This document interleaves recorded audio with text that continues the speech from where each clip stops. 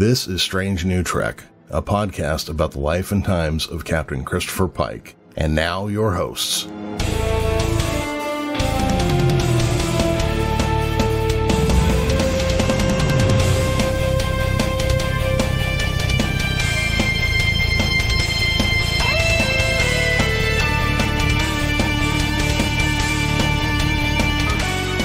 Space. I stared at a blank space where my intros go for a very long time, unable to put my thoughts into words. It's a body swap episode, and it was full of hijinks, and I kind of loved it.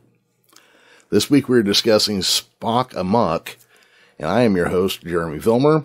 Joining me is my first officer, Commander Dog, and our chief engineer, Chris Noonien-Singh. What's happening, Chris? What's up? Oh, not a whole lot. I don't know. This episode was goofy and I loved it. I don't know what to say about it, you know? Yeah. It was definitely a little bit different from what we've seen so far, but yeah, you're right. It was good. Yeah, you come off an episode where they just got blown to hell by a Gorn or a handful of Gorn, and then all of a sudden this thing comes along. It was just, a little different. It definitely felt like an old episode of Star Trek. Yeah, it did. It sure did.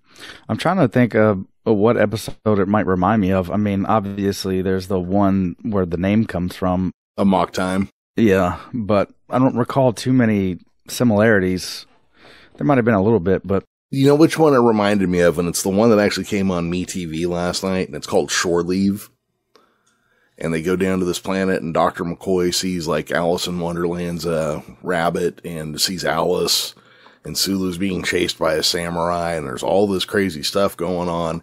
And then they find out it's just because that's what they were thinking about. And if you don't sit there and focus on bad things, then you can have a great time. It was just kind of like one of those ones, like, there's all this stuff going on, but it's, it's really kind of low stakes. And if you're just careful about what you do, everything's cool. I do have a question this week, and it is from Pariah Ronan over on YouTube. And he asked why the pilot wears a red uniform on the Enterprise. And I had to do a little bit of poking around and just kind of like digging around through my memory. And in season 1 of The Next Generation, I don't think they had their colors quite set yet. And I think Geordi was still in yellow when he was either a helmsman or a navigator. Lieutenant Kyle on the original series, after he becomes English, I assume there's a transporter accident between now and then. He was in both the command and ops program, and he wore a red shirt. He was the transporter chief, but he also acted as helmsman. So my assumption is her background was in operations, but her passion is piloting. Yeah, I mean, it kind of reminds me of like a pilot in the military can, as an officer, but they could have gone to school for a myriad things other than anything to do with being a pilot. Yeah. Well, and it's like Spock was first officer, but he was not in the command program. He was in the sciences. So I don't think it's as cut and dry as, oh, you're a navigator or a helmsman, you have to wear gold. No, I don't think so either. So that's what I'm going with. And Pariah, I hope that answers your question. Oh, yeah, the other thing I was thinking, though, is that she's also a weapons officer, which would be in red for operations. The helmsmen, not only do they handle, like, attitude, altitude, and that sort of thing, but they also fire the weapons. So that, I think, would put her in a red shirt as well, if that was the background she had. Yeah, I think I don't have any explanation other than just, like, guesses. Yeah. Well, no, it's a guess, because I did go and look some things up, and I was just like, there's no reason, but there's also no reason not to. Besides, like, that's just what people are used to. All right. Well, let's go ahead and get into the episode here, shall we? On Vulcan, Spock arrives at a ritual site for the Kunut Khalifi, where he takes the mallet and strikes a ritual gong. Bell ringers begin ringing their bells, and T'Pring declares she will not marry a human after pointing out that his ears are round and his hair is floofy. She invokes the Khalifi, the ritual duel to the death, and a fully human Spock must fight a fully Vulcan Spock, while Gerald Freed's battle music from TOS Amok Time plays in the background. And I was kind of right there. I was like, oh, this is just awesome. The set was great. Yeah. Everything looked beautiful, and it looked like if TOS had had a budget, like this is what we would have seen. And then the use of the music, I was like, that's just amazing. Spock awakes in his quarters aboard the USS Enterprise and feels his ears to make sure they are still pointed. He plans to spend most of his day with his fiancée T'Pring, and his ears look faker than my granddad's wings. Not so much in the mirror, which is where you really should focus, but for some reason I was focusing on the back of his ear and they just look plastic. Yeah, I've noticed that a couple times. If you really look close at his ears, they don't look great. Well, I won't say they don't look great. They don't look natural. Yeah, and that's just high def is what that is. We're used to watching shows the size of a postage stamp with a really smeary screen, All right, so Chris, do you want to do the science officer's log this week? Science officer's log, star date 2341.4, and I don't know why I keep wanting to read these in an exaggerated Captain Kirk voice, but here we are. It works. After her harrowing encounter with the Gorn, Enterprise has returned to Starbase 1, one of the oldest, most venerated space stations in the Federation, newly repaired after the Klingon War. Here, the crew will be adjourning for some much-needed R&R.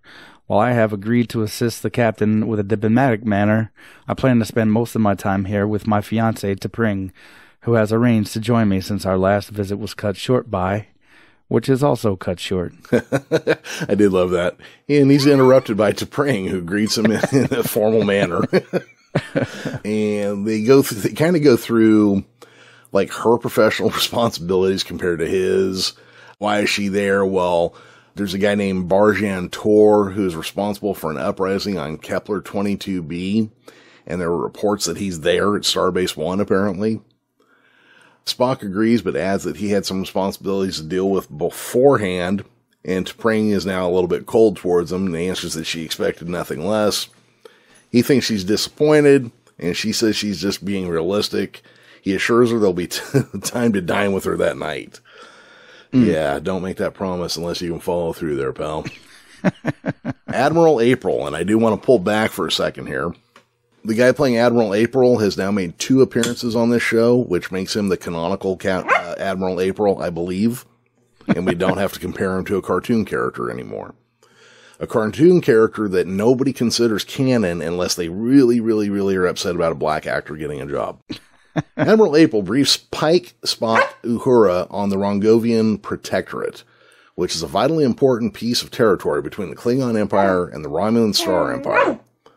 The Rongovians have been unusually private up to that point, but that changed after a diplomatic overture by the Tellarites.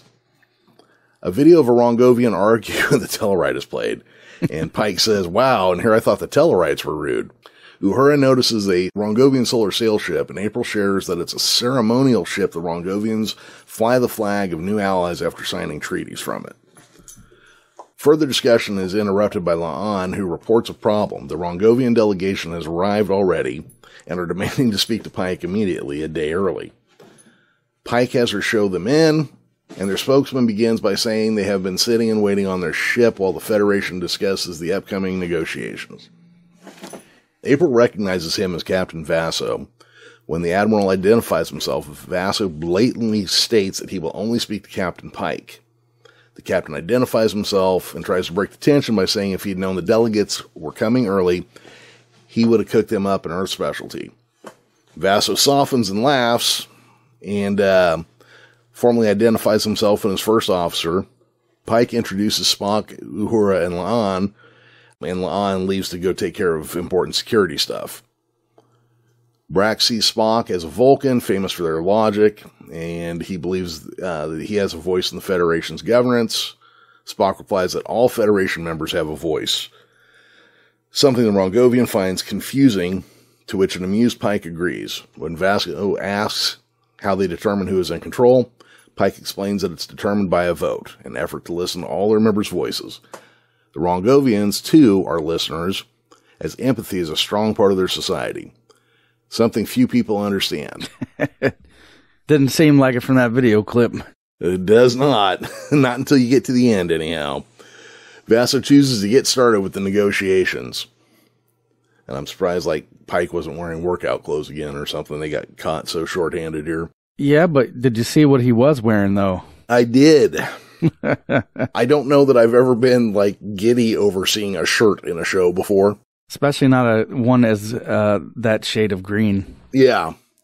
It was kind of silly looking in a way, but it was also kind of cool to see the green wrap around, you know? The captain's variant from the original series. Yeah. Which, if that's like a dress type uniform, it's still looking more like a dress uniform than the one Uhura wore. Her cadet pajamas? Yeah. Yep. You know, that shirt was invented because they were doing a split Kirk episode.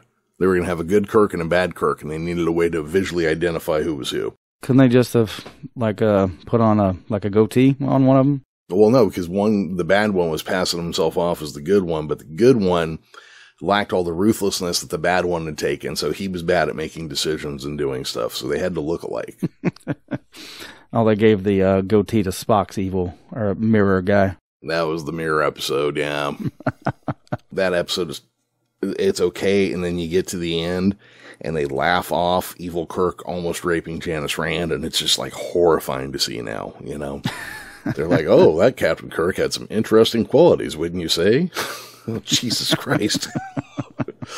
Lieutenant Ortegas and Nurse Chapel arrive in sickbay, telling Dr. Mbinga that they are ready to go for shore leave. The women discuss Nurse Chapel's romantic history with a guy named Dever, who Christine assures us they are on the same page and it's just a casual thing, no strings, no attachments. The doctor is still in uniform and wearing a silly fishing hat, and they're discussing that he's going to meet somebody there from across the quadrant or something. And he's surprised that it's already time to go, and his whole plan is to go fly fishing on top of that. Well, hang on a second. You skipped over a thing that is very super minor to us. But I remember a couple days ago when the episode first came out, how the Facebook groups lit up about the fact that Nurse Chapel was chasing around a lady. Oh, you know what, man? I got into my 20s in the 1990s during the Great Lesbian Migration. I don't think I kissed a girl for a 10-year period who hadn't been with at least on a date or hadn't made out with another girl during that period of time. I don't think one date with somebody of the same gender changes your orientation, you know? I don't think it matters at all, but just that little throwaway line was enough for some people to quit throwing that LGBT stuff down my throat. Yeah, just ridiculous. Just that one little line. It was just, it was a funny little aside. And again, they even said it was like a misunderstanding of some kind. So it might even have been one of those deals where one person thought they were on a date and the other one didn't. The misunderstanding was, I think, after it went sour. Oh, okay. But still, I mean, it's just what a minor quibble. It's just what a silly thing to react to. Besides, I thought we liked it when women were gay, just not dudes. Yeah, I did kind of gloss over that. I really didn't think it was important enough to bring up. It wasn't, but, some people thought it was super important. Yeah, it's fine. And I always like taking those people to task. Yeah, I just, again, like coming, hitting adulthood when I did, and every woman was a bisexual during the 1990s.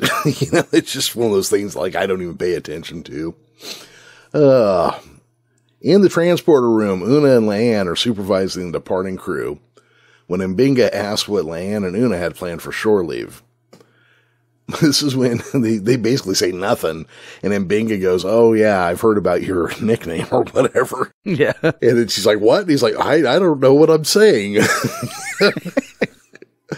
And so they get beamed out, and Una has to point out that Una like says that she knows what it is, or Leanne points out what it is, but it's where fun goes to die. No, Ortegas says that's what the yeomen call her. Yeah, that's right. Okay, I couldn't remember who it was when I was jotting this down real quick.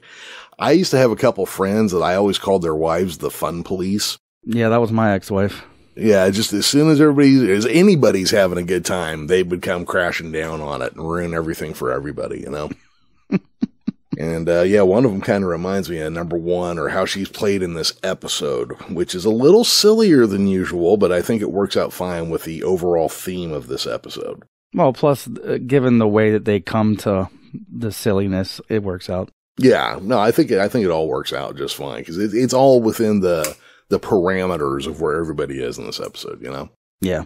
Spock heads back to his quarters and apologizes to Prang about the unexpected start of the negotiations.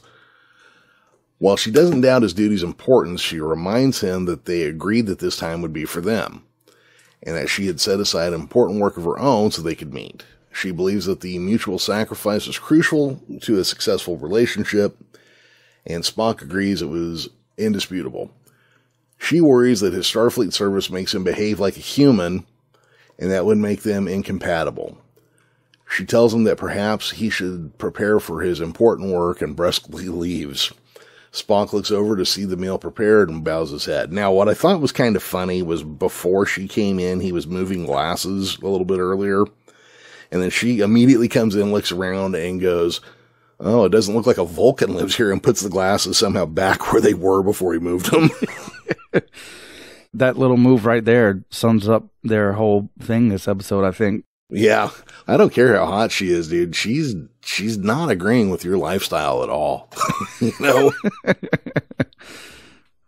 Yeah, that's pretty much what's happening here. Now, he did tell her he'd be home for dinner. That was kind of his fault.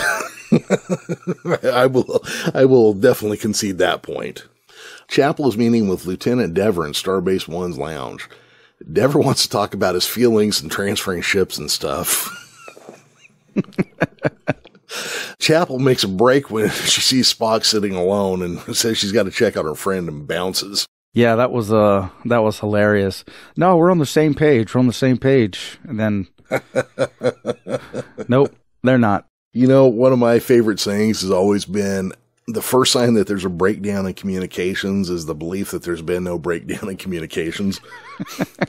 And yeah, it's she was either unaware or in denial. I'm not sure which. Back on the ship, Lyanne asks why Una allows the whole nickname business to get to her. Yeah, I mean, Lyanne asked Una why the whole nickname bothers her, and Una said it doesn't. It kind of bothered her that she didn't know about it before, and then asked if Lyanne knew about it, and she didn't, and said she didn't care either. But I kind of feel like Lyanne probably knew. You kind of get the sense, huh? Yeah, and this is the part of where Una's like, you know, she feels out of touch, given that a senior officer isn't part of the crew, and Lon corrects her, saying, you know, this was the part in that trailer where they're walking down the passageway, and it's like, no, people are afraid of you. Terrified of you. Yeah. Which was even kind of better, you know. The computer alerts Lyanne to a security breach in airlock 4. Lyanne acknowledges and asks who is on backup duty, but Una blays the order, saying that she was her backup. And Lyanne's like, people are idiots. You're fun. And then they head off to the airlock with their phasers drawn. Where they find two basically kids in EVA suits trying to get out for an unannounced airwalk, basically, or a spacewalk. To sign I think they call it the Scorch, which ends up being like one of the only pieces of hull that's never been replaced. So it's part of like the original build, I guess. Yep, which is kind of cool. I don't know. There's a thing that's the ship of Theseus that I always kind of wonder, is that still the same ship, but only while that one piece is there? Oh, you're talking about, you know, if they eventually replace the whole thing, is it still the same ship? Yeah. Well, they don't do it all at the same time. It gets replaced over time. Yeah, but once everything is new, you know, it's just that's an old philosophy question, you know. In the lounge, Chapel is seated across from Spock, saying that she considers him a highly intelligent person, but at the same time, she also feels he's an idiot. He had told T'Pring that he would be home in time for dinner and then wasn't. Spock admits his worry that T'Pring thinks him an incompatible because he is half human, and explains the dream he had the previous evening about his human and Vulcan halves fighting each other. Being raised on Vulcan and among Vulcans, his human ancestry was often used to isolate him. Spock thanks her for her advice and offers the same if she ever needs it. And she says, "Hey, what are friends for?" And he's like, "What are friends for?" And she looks at him and he goes, you know, humans are almost as easy to tease as Vulcans are. which was just kind of a nice little character moment between them, you know, because you don't always see, I mean, you would see Spock slip in front of Kirk and McCoy, but until now, we haven't really seen him let that up with other people. Yeah, I mean, again, like when people point out, you know, Spock's not always like this, but I'm like, I just chalk it up as like he was younger. We don't see him in TOS until he's, you know, a handful of years older, so he's probably more reserved over that. Oh, yeah, well, 48-year-old me and 38-year-old me are not the same person. No. I don't have any problem with that. People change over the decades. I mean, it's just part of what happens. So Spock goes back to T'Pring and suggests they soul share. And so they go through and they do a thing, and then the candles blow out, and they have switched bodies in a rather Patty Duke kind of method. So I feel like this is kind of a, I don't know if you remember from Amok Time, he talks about how they did a similar ceremony when they were like 7. You know, so there are a couple episodes I want to go back and watch now that I've seen a few of these, and see, like, does Amok Time, does it improve with this episode, you know? That's kind of what I'm curious about. Yeah, there was something they supposedly did when they were 7. I don't remember what the ceremony was, but... It's not exactly mind-melding, but it's like some kind of telepathic mating thing. Now, I've always found it weird that the Vulcans are this very logical people, yet they are also this very mystical people. You know, they have all these ceremonies and mental powers and all these things that just don't seem to go with like a logical scientific people. Yeah. Well, I mean, it's kind of like our modern marriage ceremonies. I mean, we have all these traditions surrounding marriage, but most people, I'll venture to say, have no idea where those traditions even come from. And so I think this is just a similar thing as that. They're just bringing forward traditions from their ancestors. I'm sure they could explain why they still do them. Yeah. Well, you know what also kind of amazes me is think about all the depth and stuff in Klingon culture and language that we have, and we don't have that for the Vulcans. And there hasn't been like one person in charge of the Vulcans since DC Fontana back in the 60s. Although whatever language him and T'Pring were speaking in this definitely had a Germanic sound to it. Oh, the CH for the K sounds, and yeah, there were definitely things in there that that sounded a little bit Germanic and maybe even Indo-European, you know, early pre-Germanic. Yeah.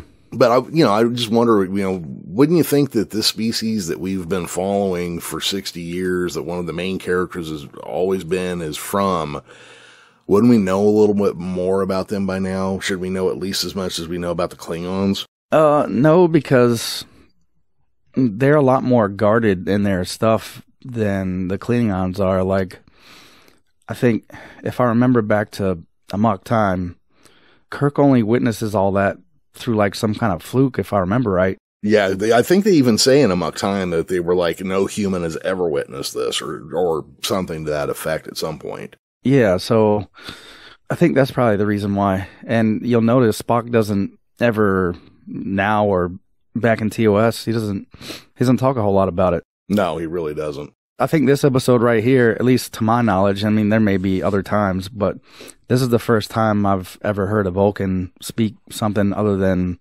common language. Kirstie Alley's Saavik in The Wrath of Khan and Spock have a conversation in Vulcan on an elevator. Oh, you know what? I remember that. But those are the only 2 times I really remember conversations in Vulcan. Now, I could be wrong.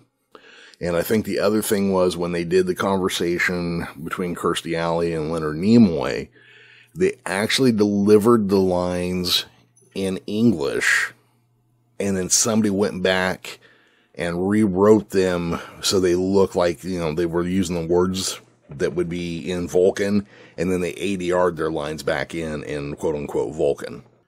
Because Klingon came around a little bit differently. It was actually James Doohan came up with the first lines of Klingon, and then Mark Okrand developed it into a whole language for Part 3. Yeah, like I said, I just chalk it up as Spock and Vulcans in general are more reserved about their culture than some of the other folks. Yeah, I can totally see that. because they are very conservative and kind of secretive. All right, so they are stuck in each other's bodies, and they don't really know of a way to fix it. Hey, stop squeaking that. Yeah, they got a Freaky Friday thing going on here. Yeah. So Pike is informed by Robert April that the Rongovians are canceling further negotiations, saying that a connection wasn't made. Pike is confused and asks who did they want to talk to, if not him. The body swapped Spock and T'Pring have tried various meditations and chants and other things to reverse the change in bodies, but nothing happens. The door chimes. As these were Spock's quarters, it would have to appear that Spock is answering it. T'Pring and Spock thinks that they will just go away eventually, but the best way for them to go away is for Spock to appear to answer it. T'Pring and Spock thinks this sounds an awful lot like hijinks and dislikes the idea, which Spock and T'Pring concurs with.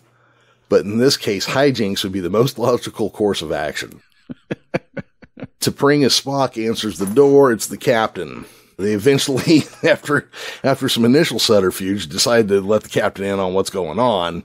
And then Pike tells them what's going on with the Rongovians, and T'Pring decides that she'll try to help out as Spock.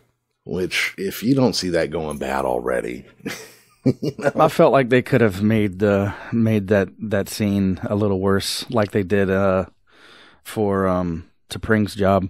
Yeah, well, because like Pike pulls the plug on that one pretty quickly because she was going south with it. She was falling apart, But we'll get there in a few minutes. Una and Leanne arrive to interview the two ensigns they caught in the airlock. And both admit to playing Enterprise bingo. Okay, so first off, I didn't write it down in here, but the good cop, bad cop stuff, I actually thought was hilarious here. The fact that they both wanted to be bad cop and, couldn't. And you had Una having to go in and do oh yeah, I totally see this your way. That whole thing. I thought that was great. Yeah, but La'an just acted like you would expect her to act, though. Yeah, well, that's just it. It's bad cop is their actual personalities. Una was the only one who had to act. They both admit to playing Enterprise bingo, which is the second time we've heard of this. The next thing that I thought was funny here, so they kick them off a shore leave, and they assign them to Chief Kyle, the very mean and scary Chief Kyle, apparently. Yeah, when they said that, I was like, what? Chief Kyle's mean, huh? Yeah, that cracked me up, because it wasn't just like, oh, he's a little mean. No, they were terrified to have to be assigned to him. That's crazy. They must have just heard rumors about him and not actually know him. Yeah. Well, then the next thing that comes along was one of them says something about them having to scrub the transporter pads with toothbrushes or something. Yeah, she says micro scrubbing the transporter pads, which that's about what I figured. It would be like a toothbrush scrub of it. Yeah, that's what popped into my head, because the guy playing Chief Kyle looks like a little kid. He does not look like a mean guy, I do find it funny that at some point we have to transition from that actor to an old Englishman. I don't know how we're going to do that, but that's what there is.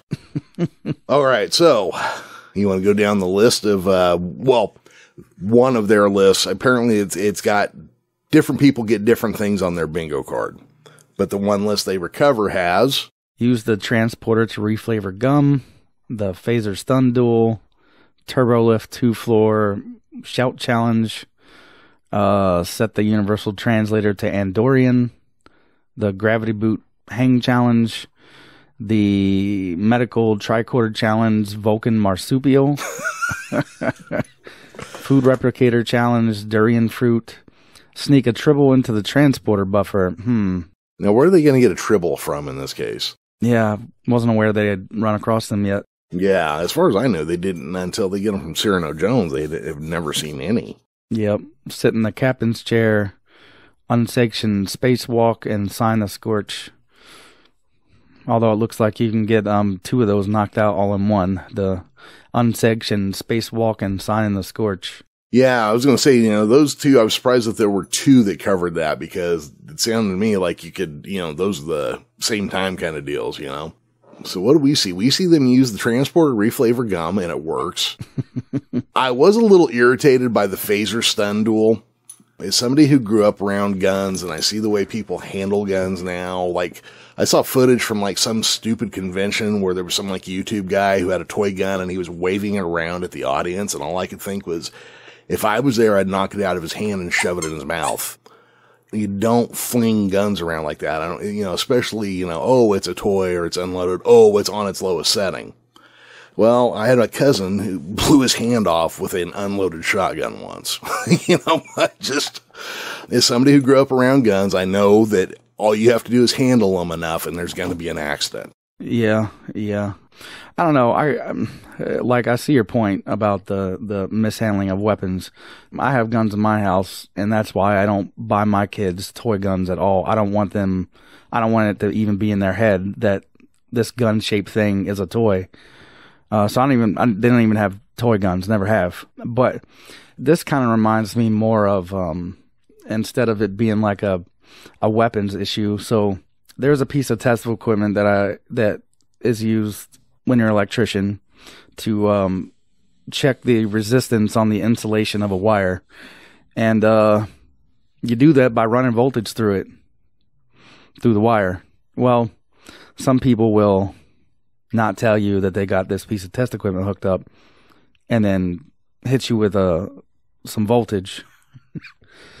It kind of reminded me of that. Yeah. My background was plumbing, and electricity scares me to death. I was doing an electric water heater one time that had been turned off at the breaker, except somebody had changed the breaker and not relabeled. Oof. And so I cut into the line and ground it out simultaneously, and I got blown back about 8 feet and got second-degree burns on my hands.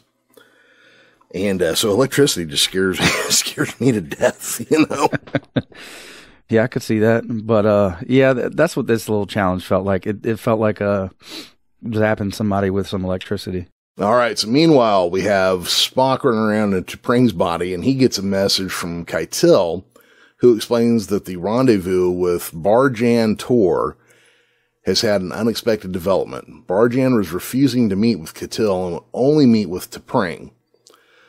Spock, as T'Pring tries to avoid it, rightly saying that she was not feeling herself. But as Pike had been about the Rongovians, Keitel is adamant only T'Pring can accomplish this mission. So Spock decides that, so T'Pring's helping him out, so he's going to help her out, Alone in the crew lounge, Una and Lion discover the origins of Enterprise Bingo, almost exclusively played by ensigns and the enlisted crewmen. In order to achieve Bingo, they must complete a series of tasks. Una thinks that if this is what passes for fun, she is happy to be Fun's funeral, to which Lion corrects her and says, where fun goes to die. Una confesses that she doesn't understand it, and so Lion suggests maybe they should try to understand it by doing it themselves. They begin with reflavoring the chewing gum, and then they do a 2-deck shout on the turbo lift, which is where you go on the turbo lift and you both shout a floor at the same time and see whose floor you end up at. They do the phaser duel, and Una is shot by Lian. Plus, I thought that phasers only had 2 settings. I'd always heard 3, stun, heavy stun, and kill. I didn't know about the heavy stun, but I didn't know it could get so low that it would just be like, ooh, that stings. That hurts a little bit. Yeah, that was a new one to me. But to be fair, I've had a few replicas of phasers, and they do have like a 0 to 10 dial on them. Maybe there's a range where you do just spit out like an empty shot of some kind, but still, Chapel and Ortegas are walking through the biosphere when they spot T'Pring, who looks pissed. And then Christine tells Ortegas that she had given Spock relationship advice, to which Ortegas is like, you never give a Vulcan relationship advice. You'll get hit with a Lirpa. I've got scars to prove it. Which, again, so much of this episode was so funny. I loved it, This is where I believe Spock tells Chapel what's going on here, that he is T'Pring at this point. And then Chapel thinks that, well, maybe you should go ahead and help T'Pring out, but Spock sees this as coming dangerously close to hijinks. Oh. Then we cut back to Una and Lian, and they admit they weren't feeling the allure, but Una insists on finishing the list. Lian thinks the Enterprise Bingo was a way just to blow off steam. The negotiations with the Rongovians do not seem to be going well, as T'Pring, as Spock points out the Klingon history of cultural domination, to which the Rongovian captain says that, well, telling me why they're bad isn't the same as telling me why you're good. T'Pring's points aren't landing with him, and now she starts to say, like, hey, you know what, I wish I spent more time amongst my people, and now Pike is like, okay, you know. Let me jump in here for a minute. What I think he's trying to say is, yeah, so he kind of comes in to just say how good Spock is about everything. And actually, this seems to have a positive effect on the Rongovians. But before we even get that, Pike whispers down into T'Pring Spock's ear and says, hey, it was wrong of me to put you in this situation. Let's get you out of here. But the Rongovians are like, hey, you know what? We'll do a rebuttal later, and we'll all sit down and be like cool and stuff, you know. So April kind of checks with Pike, or looks at Pike, and he's just like, what's going on? And, you know, Pike's like, yeah, you know, what do you want? While the crew are enjoying themselves on leave, Spock, as T'Pring, brings Chapel along to meet with Barjan, a Vulcan with a very smug and punchable face who is seated at a three-dimensional chess table. Barjan asks why the okay, so I'm going to screw this up, but Kesh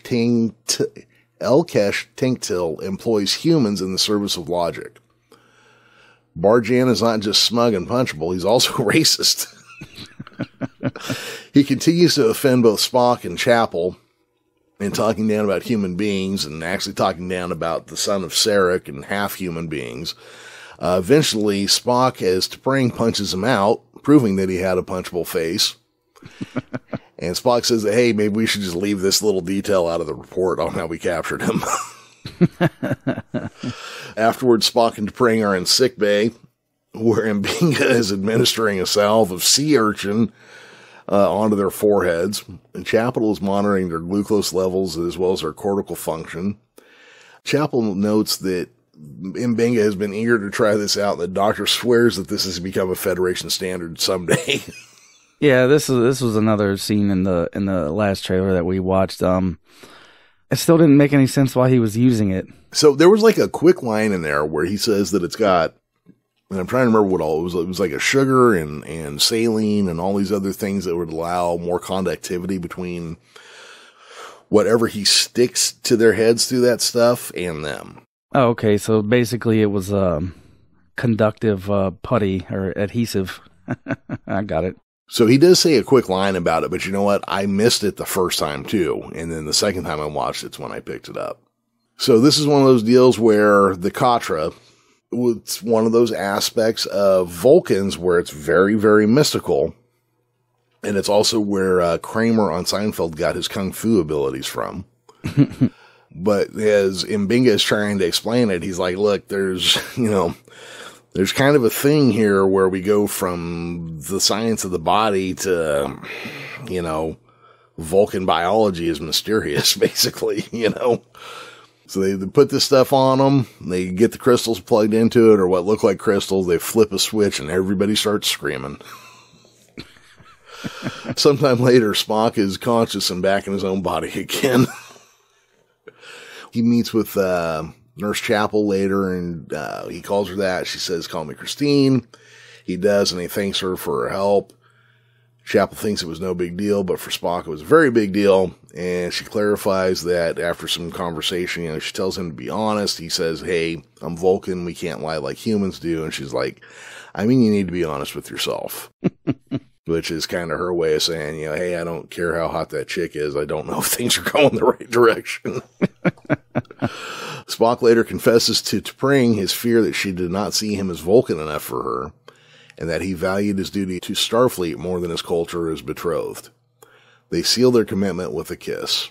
In the conference room back on Starbase 1, Uhura asks if Pike knew what he was going to say to the Rongovians, and April adds that he sure hopes so. Pike jokingly asks where the drama would be in that. The Rongovians enter, and Vasa begins by asking Pike why he should choose to ally with the Federation, to which Pike answers, you shouldn't. He kind of goes through some points of, hey, we obviously just want your territory. we'll drag you into a war with people you haven't even met yet just because we pissed them off.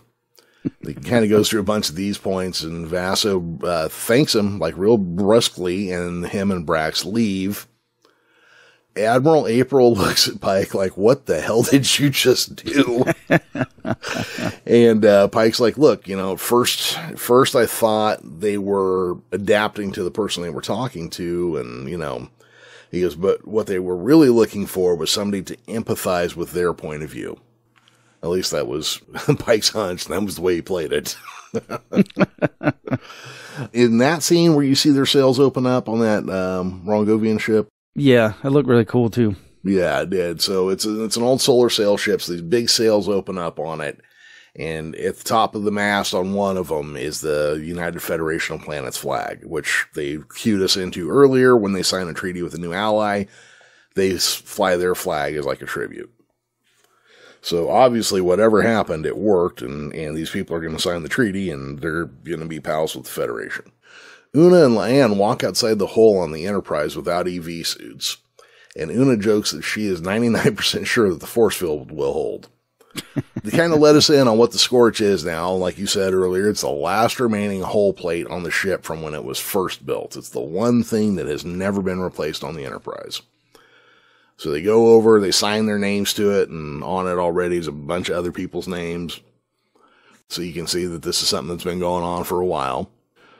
We cut back to Spock and T'Pring laying in bed, and she points out that she kind of enjoyed being Mr. Spock for a day, while Spock admits in the total spirit of honesty that he punched out Barjan. She concedes that having met Barjan, it was a logical choice. Yeah, very punchable face. Yeah, very punchable face. As they settle in, the Rongovian flagship flies by, and you can see, see the flag on it. And this is where we cut now to the lounge where Ortegas is sitting with Chapel. Ortegas asks her about Dever, and Chapel admits that she told him how boring he was. Ortegas suggests that she try being honest next time she's in a relationship. Chapel worries that would mean the relationship would be serious, to which Ortegas wonders why that would be a problem. And Chapel kind of seems to be about to say something or be distracted by something. And Ortegas is like, well, what is it? And she's like, oh, never mind. And then kind of back on that same topic, she's like, well, it'd have to be the right guy. Which kind of sets us up for Christine Chapel's one character trait that she had on the original series. She did one thing in that show, and that was pine over Spock. Yeah. I'm liking this version of Christine Chapel a lot, and it kind of hurts me when I have to go back and think about how poorly she was done as a character in the original series. But now we play music and roll credits, and that was Spock Amok, an episode that I have already watched 2 times, and I'll probably watch again. I enjoyed it a lot. What were your thoughts? Yeah, I mean, this is probably one of my favorite ones so far. Yeah. Yeah, except for Mbinga's fly fishing. It didn't really look like a fly fishing rod to me, but, who knows what fly fishing equipment will look like in a while. Yeah. Well, you know what? I didn't even pay that much attention to the rod. The hat looked like a fly fisherman's hat. Oh, for sure.